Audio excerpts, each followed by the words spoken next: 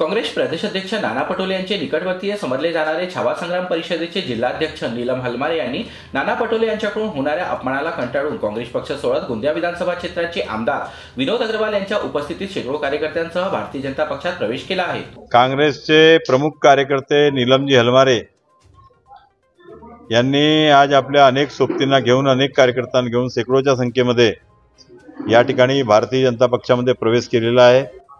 मी त्यांचे खूप खूप अभिनंदन करतो।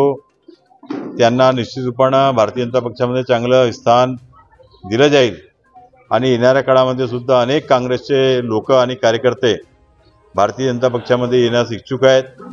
त्यांच्याशी बोलणी सुरू आहे आणि आगामी काळामध्ये मोठ्या प्रमाणामध्ये आज भारतीय जनता पक्षामध्ये अनेक जे चांगले लोक असतील त्यांना निश्चित रूपाने प्रवेश दिला जाईल, त्यांना चांगले स्थान दिले जाईल। नाना पटोले यांनी मला जिल्हा परिषद निवडणुकीत पंजा निवडणूक चिन्ह देत निवडणूक लढण्याची संधी दिली, मात्र माझ्या प्रचाराला न येता मला एकटे सोडले। ज्या पक्षात गेली 20 वर्ष मी निष्ठेने कामं केली तर नाना पटोले यांची छावा संग्राम परिषद वाढवण्यास मदत केली, तरी देखील नाना पटोले यांनी मला कधीही साथ दिली नाही। त्यांना सामान्य कार्यकर्त्यांशी काही घेणे देणे नाही। त्यामुळे मी नाना पटोले यांना न सांगता काँग्रेस पक्ष सोडून भारतीय जनता पक्षात प्रवेश केला असल्याचे नीलम हलमारे यांनी सांगितले आहे। काय सांगाल, नाना पटोलेंचे एकेकाळी तुम्ही खंदे समर्थक होते आणि आज तुम्ही भाजपमध्ये प्रवेश केलाय, काय दुःख व्यक्त केलं नाना पटोलेंसमोर जो तुम्हाला भाजपमध्ये यावं लागलं?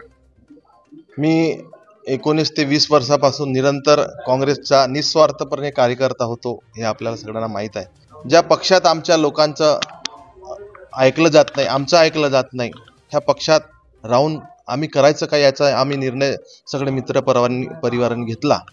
त्याच्यानंतर तुम्हाला माहीत असेल 2.5 वर्षानंतर जिल्हा परिषदचे इलेक्शन झाले पहिल्यांदा, तेव्हा मी काँग्रेस पक्षाकडून उभा होतो। फक्त निवडणुकीचा चिन्ह हा मला देऊन माझ्या मागे काँग्रेसला कुठलाही नेता नाही आला, त्याची शोकांतिका हा माझ्या आणि माझ्या मित्र परिवारासोबत नेहमीच आता पण खटकत होती।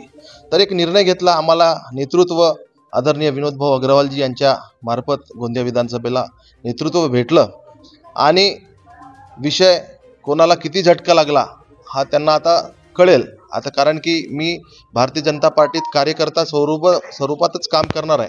पण जे पण मला एक कार्यकर्ता म्हणून जिम्मेदारी देतील मी एक चांगल्या पद्धतीने पार पाडीन आणि एक काम करणारा कार्यकर्ता आहे। कारण की मी माझ्यासाठी कधीच मागितलं नाही, माझ्या लोकांच्या चेहऱ्यावर खुशी हे नेहमीच एक संपत्ती समजली। तेच समजून मी आज राजकारणापेक्षा समाजकारणावर जास्त लक्ष ठेवून मी नेहमी पक्षात काम केलं। असाच मी भारतीय जनता पार्टीत निरंतरपणे मी काम करेल। काय म्हणाले, नानांची काय प्रतिक्रिया होती? मी माहिती दिली नाही, कारण की त्यांना ते स्वतःच एकदम महाराष्ट्रात व्यस्त असतात, पण त्यांचं आपल्या गृह जिल्ह्यात लक्ष राहत नाही।